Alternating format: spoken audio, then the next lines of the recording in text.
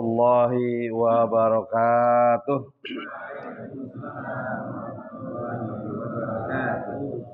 Mari kita awali dengan melafazkan basmalah.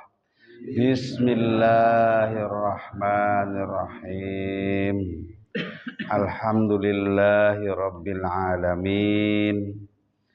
Wa bihi nasta'inu ala umurid dunya waddin.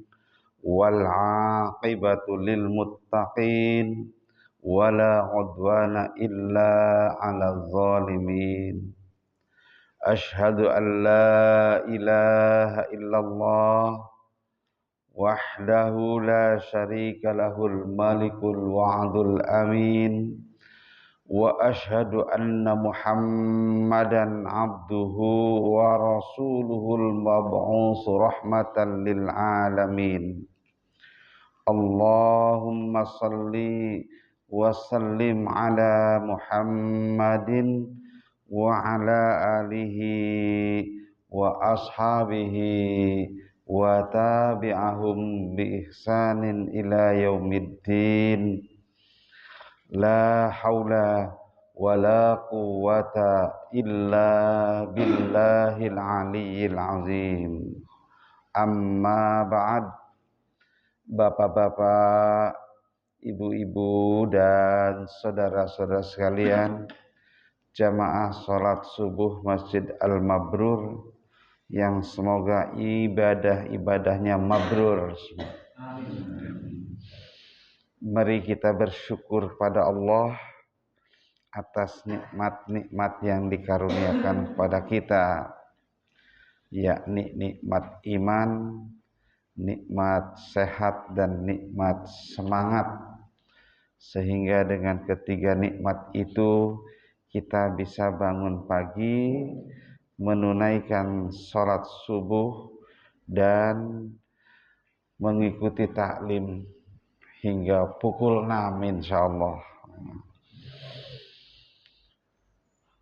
Pada kesempatan kajian pagi ini sampai pada cabang iman yang ke-52, yakni amar ma'ruf dan nahi mungkar.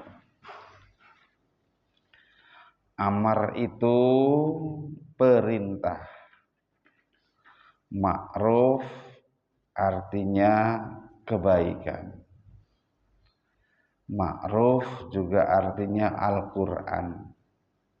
Jadi amar ma'ruf artinya memerintah atau menyuruh orang lain untuk berbuat kebaikan, atau mengajak orang lain untuk melaksanakan Al-Quran.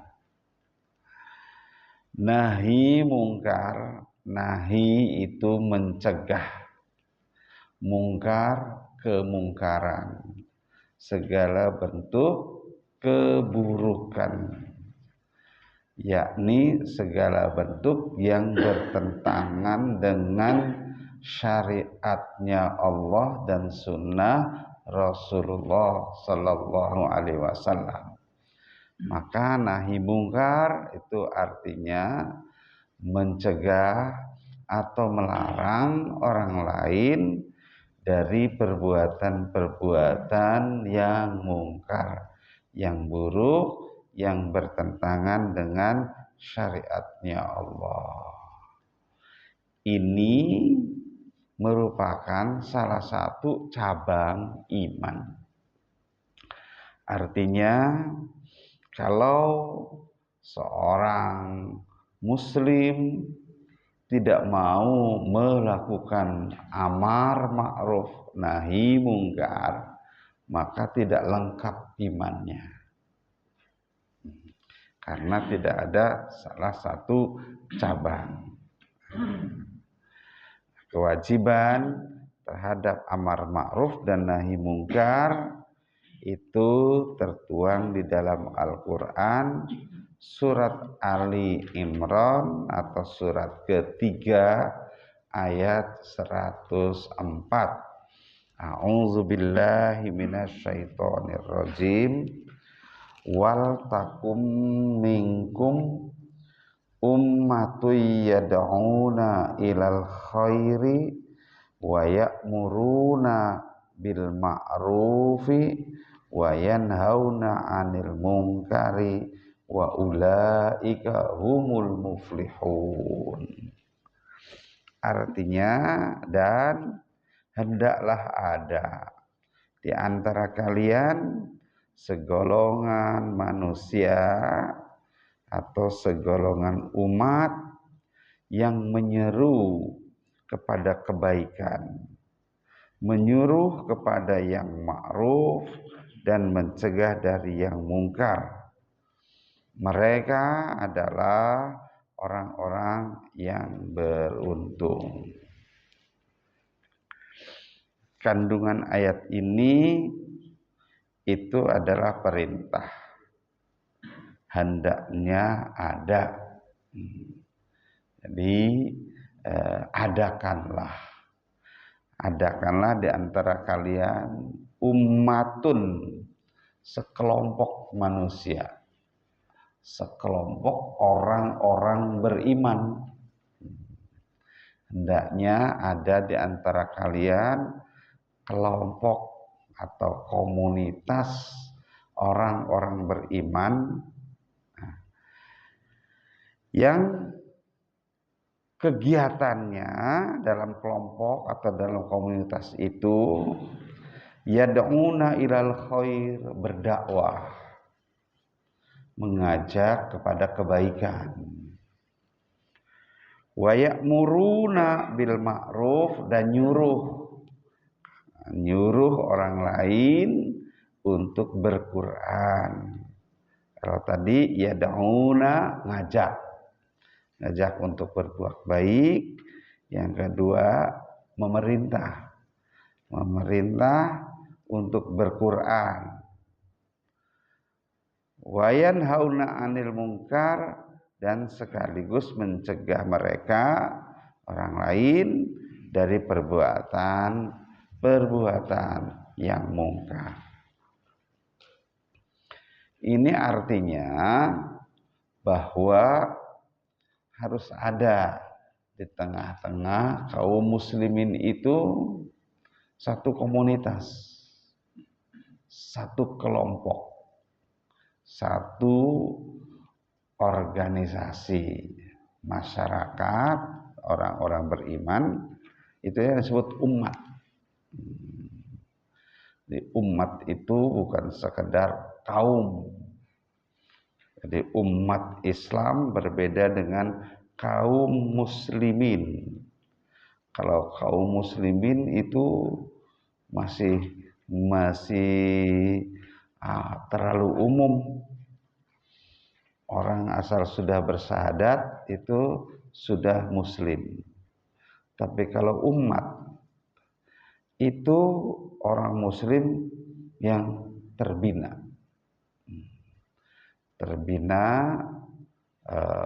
terkontrol akidahnya, terkontrol ibadahnya oleh satu kepemimpinan. Makanya disebut ummatun. Nah, sekelompok orang. Nah, itu yang disebut komunitas. Jadi umat itu komunitas orang-orang yang beriman, orang-orang Islam yang sudah terbina. Nih kayak ini setiap subuh kumpul ikuti pengajian, ini adalah umat, bukan sekedar kaum muslimin. Kalau kaum muslimin ya itu kita hitungnya kalau salat Idul Fitri atau Idul Adha itu kaum muslimin ya. Tapi kalau umat ya, mungkin salat subuh ya, gitu ya. Nah, umat bukan sembarang umat, komunitas bukan sembarang komunitas, Tapi komunitas yang tadi program kerjanya dakwah, ngajak pada yang baik, ngajak orang sholat, ngajak orang ngaji, lalu melakukan amar, melakukan perintah kepada umatnya, itu memerintah juga kepada orang lain. Tentu ini merintah ini tidak bisa sembarangan, harus punya kekuatan, karena perintah itu sifatnya menekan. Perintah itu sifatnya menekan. Beda dengan yad'una dakwah. Dakwah tidak menekan, ajak. Ayo Pak, salat berjamaah. Ayo Pak, ngaji bareng-bareng. Ya, hanya mengajak, hanya mengingatkan, tidak memaksa. Tidak memaksa. Tapi kalau sudah amar, itu perintah, ada idrib, ada tekanan. Makanya kepada siapa? Kepada umat, kepada kelompok yang sudah terbina, tadi, yang sudah masif kayak begini. Jadi itu sifatnya amar, perintah, perintah bermakruf, untuk berquran. Dan lebih berat lagi, yanhauna 'anil munkar, mencegah, melarang. Lawannya dari perintah itu kan larangan. Melarang juga dengan tekanan. Kepada siapa? Kepada umat itu tadi. Kalau kepada orang lain nggak bisa ngelarang. Bisanya cuma ngingetin. Jangan begitu dong, jangan begitu dong. Tapi kalau udah umat, itu melarang dengan tegas. Melanggar larangan harus kena sanksi. Itu. Jadi di sini ada hukum ada timbal balik. Ya. Nah, inilah kalau sudah bisa melakukan 3 pekerjaan tadi, dakwah, amar ma'ruf, nahi mungkar, maka wa ulaika humul muflihun. Itulah orang-orang yang beruntung. Jadi masuk dalam satu komunitas yang seperti ini, lalu nurut dengan sistemnya, mereka itu adalah orang-orang yang beruntung. Artinya beruntung itu mendapat rahmat Allah, mendapat hidayah Allah, mendapat isti'anah dari Allah Subhanahu wa taala, dapat ma'unah, dapat pertolongan, dapat kebahagiaan. Itu orang yang amar ma'ruf nahi mungkar itu juga oleh Allah disebut sebagai umat terbaik. Dalam ayat yang ke-110 masih surat Ali Imran disebutkan, kuntum khaira ummatin ukhrijat linnasi ta'muruna bil ma'ruf wa tanhauna 'anil munkar wa tu'minuna billah. Kamu atau kalian adalah umat terbaik, kelompok manusia terbaik yang dilahirkan untuk manusia, yang artinya yang ada di tengah-tengah manusia, yaitu bila menyuruh kepada orang pada yang ma'ruf, mencegah orang lain dari yang mungkar, dan dalam koridor beriman kepada Allah. 3 syaratnya menjadi umat terbaik: mau mencegah orang lain dari yang buruk, mau melakukan amar ma'ruf, dan tetap dalam keadaan beriman. Itu. Apa jaminannya? Jaminannya adalah tak tanggung-tanggung. Jaminan atau bayaran dari Allah apabila kita jadi umat terbaik, apabila kita mau melakukan yad'una ilal khair, mau amar ma'ruf, mau nahi mungkar, maka jaminannya adalah surga. Udah nggak ada tandingannya kalau surga itu. Ya, ini bayarannya nih. Gajinya, upahnya dari Allah. Jadi amar ma'ruf nahi mungkar, tidak mengharapkan upah dari manusia, tapi sudah dijamin oleh Allah. Upahnya sudah dijamin oleh Allah, surga. Sebagaimana ada ayat berikut ini. Innallaha ashtara minal mu'minina anfusahum wa amwalahum bi anna lahumul jannah yuqatiluna fi sabilillah fayaktuluna wa yuqtalun wa'dan alaihi haqqan fit taurati wal injili wal qur'an wa man awfa bi ahdihi minallahi fastabshiru bi bai'ikumul ladzi bay'atum bih wa dzalika huwal fawzul azim. Ini ayat yang tadi oleh Abi Iwan dibaca ya dalam rakaat pertama. Artinya masih dilanjutkan dulu ayat yang ke-112-nya. At-taibunal abidunal hamidunas saihunar raqiunas sajidunal amiruna bil ma'ruf wan nahuna 'anil munkar wal hafizuna li hududillah wa basyiril mu'minin. Tuh, surat At-Taubah atau surat ke-9 ayat 111 dan 112. Ayat 111-nya artinya sesungguhnya Allah telah membeli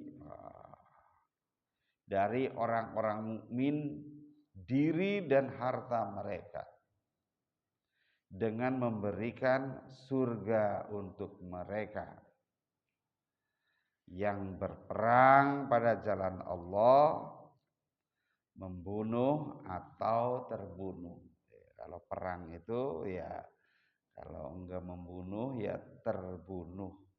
Maka taruhannya adalah jiwa, nyawa.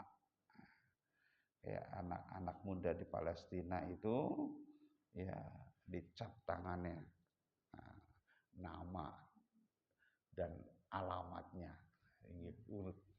Kalau gugur itu nanti mudah diidentifikasi ini jenazahnya siapa. Jadi udah nggak ragu dia, masya Allah. Karena kalau perang itu ya tugasnya membunuh, kalau nggak membunuh ya terbunuh, dan itu harus siap. Nah, maka jaminannya surga. Itu telah terjadi janji yang benar dari Allah di dalam Taurat, Injil, dan Al-Quran. Dan siapa yang lebih menepati janjinya selain daripada Allah, maka bergembiralah dengan jual beli yang telah kamu lakukan itu. Itu jual beli. Yuqatiluna fi sabilillah fayaktuluna wa yuqtalun. Itu jual beli dengan Allah Subhanahu wa taala. Amar ma'ruf nahi mungkar dengan segala risikonya itu adalah jual beli dengan Allah Subhanahu wa taala. Yad'una ilal khair, dakwah itu sesungguhnya adalah jual beli dengan Allah Subhanahu wa taala.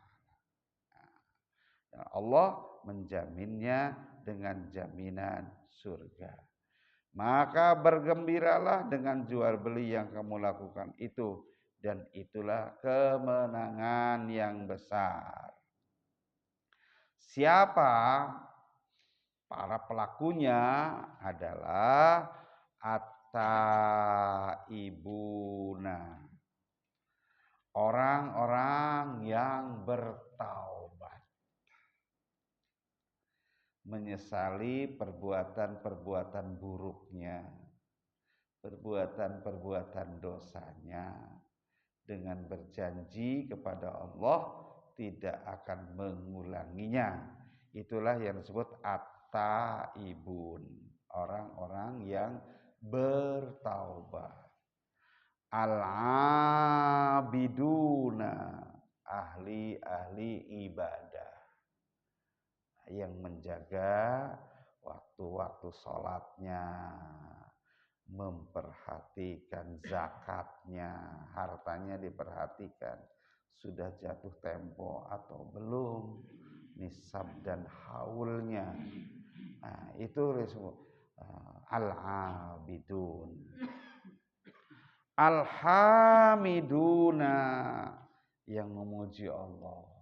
Subhanallah, walhamdulillah, wala ilaha illallah, wallahu akbar. Dalam setiap tarikan nafasnya, di sela-sela kegiatannya, dia senantiasa berzikir, memuji Allah. As-saihuna, yaitu orang-orang yang melawat. Melawat itu bukan nengok orang meninggal, itu melayat. Ya, ada yang nyebut melayat, ada yang menyebut melawat juga, karena memberikan selawat. Nah, itu ya. Tapi ini melawat itu orang yang bergerak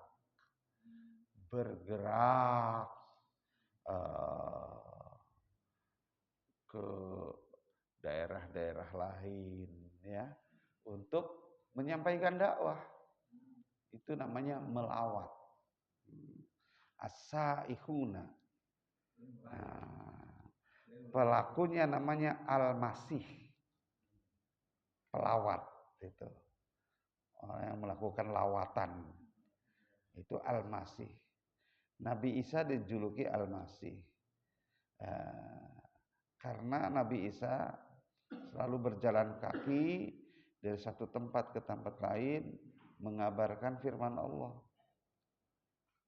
dengan membawa misi la ilaha illallah. Maka tidak disukai oleh Bani Israel. Bani Israel yang sudah terkontaminasi dengan konsep Trinitas. Tuhan Allah Bapa, Tuhan Ibu Yehova, dan Tuhan anaknya Uzair. Uzair dianggap Tuhan karena Uzair setelah 100 tahun meninggal, hidup lagi. Itu dihidupkan oleh Allah untuk memberikan informasi kekuasaan Allah Subhanahu wa taala. Itu. Tapi kemudian oleh sebagian Bani Israel itu dianggap anak Tuhan. Itu. Trinitas jadinya Israel. Yang tadinya Israel itu adalah kaum Yahudi itu orang-orang soleh.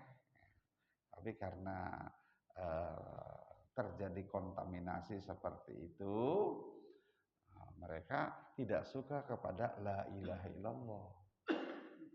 Nabi Isa mengusung misi la ilaha illallah. Jangan ada Allah lain selain Dia. Itu dalam bunyi itunya ya, the Ten Commandment yang dibawa oleh Nabi Nabi Musa dilanjutkan oleh Nabi Isa. Nabi Musa kan dapat 10 perintah Allah ya di Bukit Sur itu kan, Yang pertama, jangan ada Allah selain Dia. Terus diteruskan oleh Nabi Isa alaihi salam. La ilaha illallah. Dan Nabi Isa menyampaikan firman ini ya terus dari satu tempat ke tempat lain. Itu disebut melawat. Waktu itu Nabi Isa nggak punya motor, jalan kaki. Belum ada Grab, belum ada ojol gitu ya. Lebih susah. Kakinya tuh bengkak, gede, kapalan kakinya. Ya, Nabi Isa itu karena jalan dari satu tempat ke tempat yang lainnya, cuman membawa misi tidak ada Tuhan selain Allah. Pengikut Nabi Isa zaman sekarang kok malah tang tiga itu ya. Itu as-saihun. Jadi kalau pengen jadi umat terbaik jangan meneng bae ning omah. Ulah cicing wae dirompok. Istirahat, kongko di rumah, istiqomah.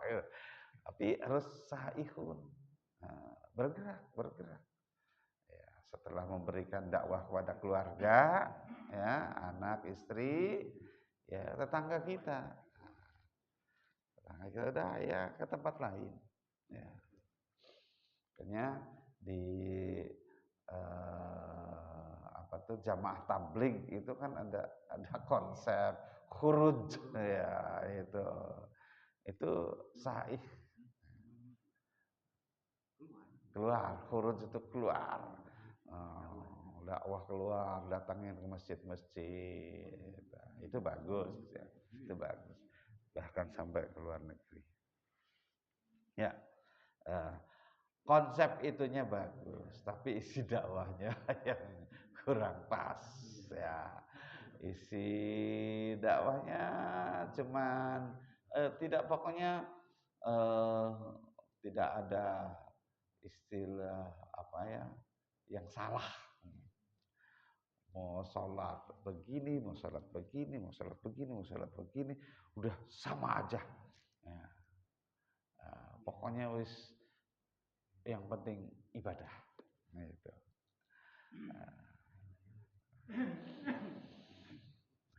Ya, jadi as-saihuna yang melawat, ar-raki'una sajiduna yang ruku dan sujud, artinya yang aktif sholat, al-amiruna bil ma'ruf yang melakukan amar ma'ruf, wan nahuna 'anil munkar dan melakukan pencegahan atas perbuatan-perbuatan buruk, wal hafizuna li hududillah dan orang-orang yang menjaga syariatnya Allah. Jadi menjaga supremasi hukum Allah. Alaihissallahu bi ahsanil hakimin. Jadi bahwa hukum Allah adalah hukum yang terbaik. Hakimin, dari sebaik-baik hakim adalah Allah. Yasin, hanya Allah yang tahu maknanya. Wal Qur'anil Hakim, demi Al-Quran yang menjadi landasan hukum. Ini orang-orang yang al-hafiduna li hududillah, ini adalah salah satu syarat sebagai kuntum khaira ummat. Rasulullah Shallallahu Alaihi Wasallam bersabda dalam hadis sahih, riwayat Muslim datang dari Abu Sa'id Al-Khudri. Nah, man ra'a mungkaron fal yughayyirhu biyadihi fa illam yastati' fa bilisanihi fa illam yastati' fa biqalbihi wa zalika adhaful iman. Man siapa ro'a melihat mungkaron perbuatan mungkar fal yughayyirhu maka ubahlah dia biyadihi dengan tangannya, dengan kekuasaannya, dengan powernya, itu dengan tangan, nulis ke tangan ya, pencet HP pakai tangan. Jadi bisa juga itu mengubahnya lewat medsos ya. Medsos kita dipergunakan tuh untuk amar ma'ruf nahi mungkar itu. Fa illam yastati' maka apabila tidak mampu dengan kekuasaannya, dengan powernya, dengan tangannya, fabilisanihi maka dengan lisannya. Nah, dakwah bil lisan. Ya tadi amang-amang. Nah ini yang neng-neng. Ya, karena dakwah itu melalui 3 jalur. Dakwah bil lisan, bil tulisan, yang ketiga bil bingkisan. Ya Pak, kepada komunitas-komunitas gepeng ya, kepada kaum kumis, kumuh miskin, mereka ya kita datangin mereka bawa bingkisan, ya, bagi-bagi sembako, iya, jangan cuma ceramah dengan lisan doang, orang udah orang lapar, orang lapar ya. Ya, ini pada komunitas tertentu. Jadi dakwah itu bisa bil lisan, bisa bil tulisan, dan bisa juga dengan bil bingkisan. Gitu. Ya, itu para wali sukses itu karena dengan bil bingkisan. Para wali itu orang-orang kaya, para saudagar itu dikirim oleh Bani Abbasiyah itu ya ke Indonesia itu, mereka para saudagar. Jadi ngumpulin orang bagi-bagi, baru tuh bisa masuk. Sunan Gunung Jati anaknya apa tuh, anaknya raja ya itu ya, Mataram itu ya bagi-bagi itu.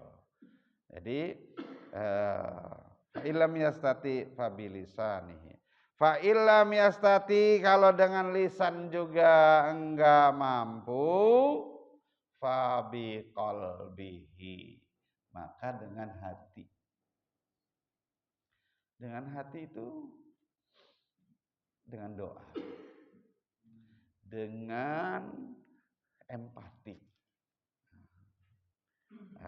Dengan empati ya, ikut merasakan derita orang lain, itu sudah merupakan bagian dakwah. Ya.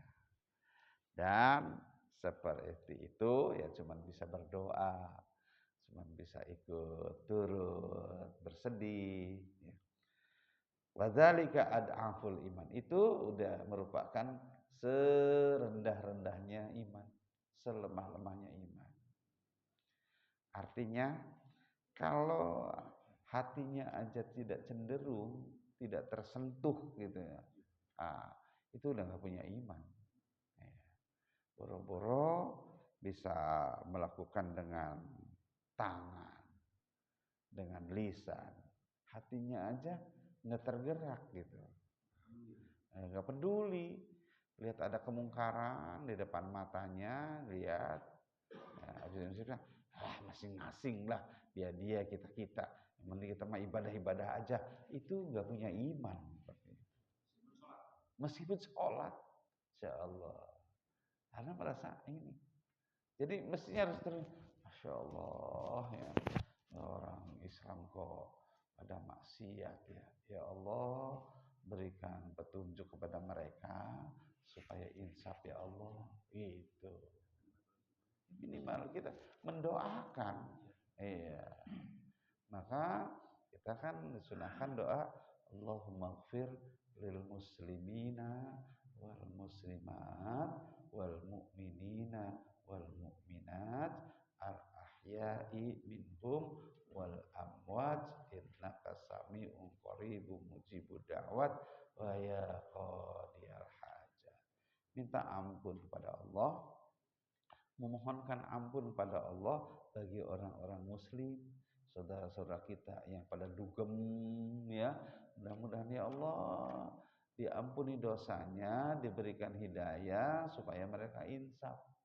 Gitu. Yang pada dugem, yang pada mabok itu juga banyak orang Islam juga. Itu. Kita doakan. Kita doakan. Dan kalau tidak mau mendoakan seperti itu sudah ada full iman, tidak punya iman lagi. Inilah Bapak, Ibu-ibu dan saudara-saudara sekalian, cabang iman yang ke-52, kewajiban kita melakukan amar ma'ruf nahi mungkar.